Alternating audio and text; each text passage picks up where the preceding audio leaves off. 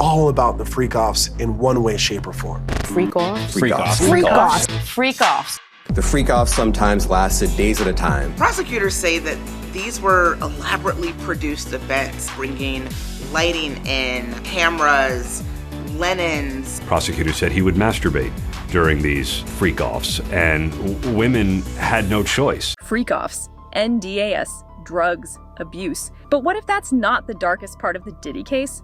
What if the real story is something no one's dared to say out loud? Until now, in a bombshell development, a former associate of Diddy, known inside circles as the Fixer, has allegedly told prosecutors that he was paid to cover up a death. That's right, not silence a scandal, not destroy a tape, but clean up a tragedy and make sure the world never connected the dots. And one name keeps surfacing again and again. Kim Porter, Diddy's former partner, the mother of his children, a woman loved by millions, and gone too soon. The official cause of death was listed as pneumonia, but there were always questions. And now, those questions are back.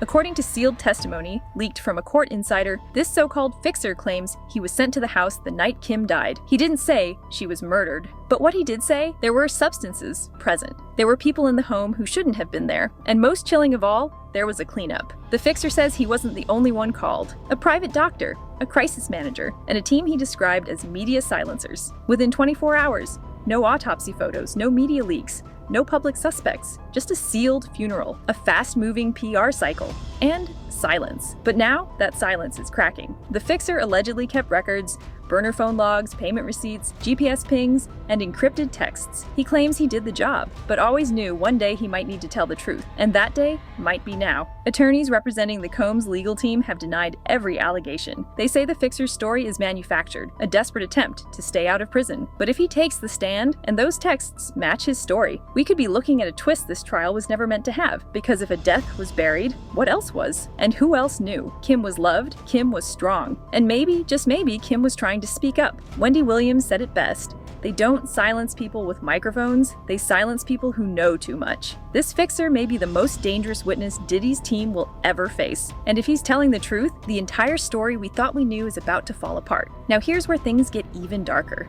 The fixer reportedly named others, not just assistants or bodyguards, but people in the media who were paid to look away, people who shaped the headlines, controlled the narrative. He allegedly described coordinated efforts to remove online articles, scrub search results, and redirect attention to other news cycles whenever Diddy's name came close to controversy. In his own words, according to court notes, "We made sure she died quietly." Let that sink in.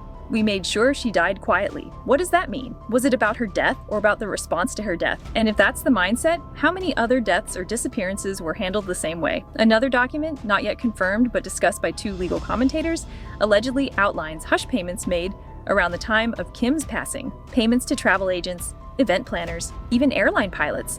People who saw things, heard things. He claims to have kept a private journal with names, locations, and timelines, entries that match public records in disturbing ways, flight paths, cell tower data, security footage logs, Sex trafficking, the racketeering conspiracy, interstate transportation for prostitution. He says he waited for years because the system would have crushed him if he came forward too soon. But after seeing other women speak up, after watching Diddy's empire start to crumble, he's ready. And the prosecution? They're listening.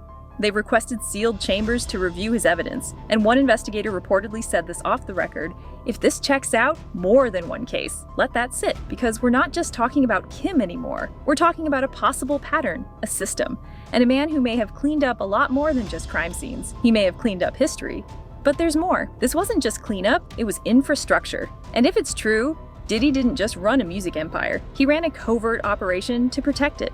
One entry from the Journal reportedly says, "Get ahead of it, pay them off, disappear the rest." Those 3 words alone could trigger a firestorm if authenticated in court. Now let's go back to Kim. What if she knew something or had something she wasn't supposed to? Rumors suggest she had been writing a memoir, notes, audio files, maybe even footage. Nothing has been confirmed, but the fixer hinted in his testimony that Kim had become too confident, that she believed she had leverage. And then she was gone. The fixer said she'd been speaking with a journalist just weeks before her death. A journalist who allegedly abandoned the story without explanation, coincidence, or intimidation. This isn't just about a fixer with receipts, it's about a trail of fear. And the worst part? It might still be happening, because the fixer warned prosecutors, there are still people out there doing what I used to do, watching, listening, cleaning. That's not just a warning, that's a system. This trial started as a celebrity scandal, but now it's something else. Now it's a reckoning. And if this fixer's files go public, Hollywood's days of quiet cover-ups may finally be over. Stay tuned, because silence is cracking. And the next voice to speak might be the one they feared the most.